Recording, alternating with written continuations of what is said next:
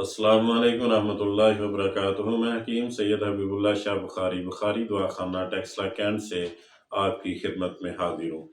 آج کی اس ویڈیو کے اندر ہم بات کرنے والے ہیں آنتوں کی سوزش کے بارے میں، انفلیمیشن کے بارے میں، اس کی وجوہات کیا ہوتی ہیں، اس کی علامات کیا ہوتی ہیں اور اس کا علاج ہم آسانی کے ساتھ کیسے کر سکتے ہیں۔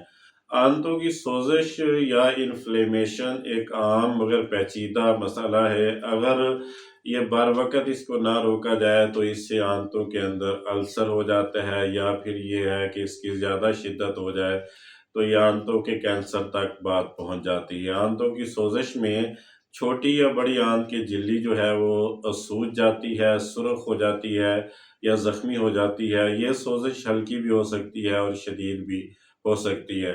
اب ہم آتے ہیں اس کی وجوہات کی طرف کہ کن وجوہات کی بنا پر انسان اس مرض کے اندر مبتلا ہوتا ہے۔ کسی بیکٹیریا کی وجہ سے، وائرس کی وجہ سے یا پیراسائٹ کی وجہ سے انسان اس مرض کے اندر مبتلا ہو سکتا ہے۔ انسان کو دودھ کی، گندم کی یا مرچ مسالے کی الرجی ہو تو اس سے بھی انسان اس مرض کے اندر مبتلا ہو جاتا ہے۔ آنتوں کی مختلف بیماریوں کی وجہ سے بھی انسان اس مرض میں مبتلا ہو جاتا ہے۔ پین کلر یعنی درد کش ادویات کے کثرت استعمال سے بھی انسان کی آنتوں کے اندر سوزش ہو سکتی ہے، اور اسی طرح اینٹی بائیوٹک کا کثرت استعمال بھی آنتوں کی سوزش کی وجہ بن سکتا ہے۔ سٹریس اور ذہنی دباؤ جو ہے یا ڈپریشن جو ہے یہ انسان کو اس مرض کا شکار کر دیتی ہے۔ قبض کی شدت اور بد ہضمی کا تسلسل کے ساتھ رہنا بھی انسان کو اس مرض میں مبتلا کر دیتا ہے۔ فاسٹ فوڈ کا کثرت استعمال، گرم تیز ترش چیزوں کا، مسالہ جات کا کثرت استعمال بھی انسان کو اس مرض کے اندر مبتلا کر دیتا ہے۔ اب ہم آتے ہیں کہ اس کی علامات کیا ہوتی ہیں۔ مسلسل یا وقفے وقفے سے پیٹ میں درد ہوتی ہے، پخانے کے ساتھ خون آتا ہے یا بلغم آتی ہے۔ اسی طرح پتلے پیچش مسلسل لگے رہتے ہیں، بار بار آتے ہیں۔ پیٹ میں گیس ہو جاتی ہے، ابھارا ہو جاتا ہے، پیٹ میں گڑگڑاہٹ ہوتی ہے، بخار ہوتا ہے، تھکاوٹ محسوس ہوتی ہے، روز بروز وزن کے اندر کمی ہوتی جاتی ہے، منہ کا ذائقہ خراب رہنے لگتا ہے، بھوک نہیں لگتی۔ اب ہم اس کے علاج کی طرف آتے ہیں کہ وہ کون سے آسان علاج ہیں جو ہم کر سکتے ہیں۔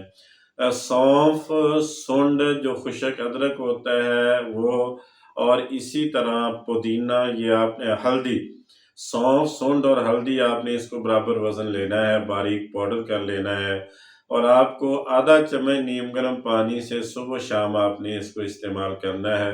کچھ دن تسلسل کے ساتھ استعمال کریں گے تو انشاءاللہ آپ کے اس مرض کے اندر افاقہ ہو جائے گا۔ کلونجی، سونف اور پودینہ اس کو موٹا موٹا کوٹ کر رکھ لیں۔ ایک چھوٹی چمچ سے صبح قہوہ بنا کے پئیں اور ایک چمچ کا شام کو قہوہ بنا کے پئیں۔ کچھ روز تسلسل کے ساتھ استعمال کریں، اس سے بھی افاقہ ہو جاتا ہے۔ اسی طرح دار چینی کو آپ پاؤڈر کر کے رکھ لیں، آدھی چمچ آپ نے دار چینی لینی ہے، ایک چمچ شہد میں ملا کر اس کو پانی کے ساتھ استعمال کریں، یہ بھی ایک بہترین علاج ہے۔ خشک انار کے چھلکے لے کر ان کو پاؤڈر کر لیں، اور پاؤڈر کی آدھی چمچ آپ صبح و شام سادہ پانی سے استعمال کریں۔ اب ہم اس مرض کے اندر جو احتیاط ہے خوراک کے اندر بھی ہم نے کرنی ہے۔ آپ دہی کھا سکتے ہیں، کیلا کھا سکتے ہیں، دلیا اوٹس آپ کھا سکتے ہیں، کھچڑی کھا سکتے ہیں، سادہ شوربے والا سالن آپ استعمال کریں، ابلی ہوئی سبزیاں آپ استعمال کریں، تلی ہوئی چیزوں سے آپ نے پرہیز کرنا ہے، مرچ مسالے سے آپ نے پرہیز کرنا ہے، فاسٹ فوڈ سے آپ نے پرہیز کرنا ہے، چائے نوشی سے آپ نے پرہیز کرنا ہے۔ اسی طرح جو بازاری کولڈ ڈرنکس ہیں ان سے بھی آپ نے پرہیز کرنا ہے۔ ریگولر اس مرض کا آپ علاج کریں۔ اگر گھر کے اندر افاقہ ہو جاتا ہے تو ٹھیک ہے، نہیں تو کسی قابل طبیب سے رابطہ کر کے اس مرض کا علاج لازمی کروائیں، تاکہ یہ دیر تک مرض رہے تو اس کی پیچیدگیاں بڑھ جاتی ہیں۔ یہ جتنی بھی ویڈیوز ہیں یہ فائدہ عام کے لیے بنائی جاتی ہیں۔ میں دوستو احباب سے گزارش کروں گا کہ میرے یوٹیوب چینل کو سبسکرائب کریں، لائک اور شیئر کریں اور بیل آئیکن کو دبا دیں، تاکہ ہر نئی آنے والی ویڈیو آپ تک پہنچ جائے اور آپ اس سے استفادہ کر سکیں۔ اللہ میرا اور آپ کا حامی و ناصر ہو۔ السلام علیکم ورحمۃ اللہ وبرکاتہ۔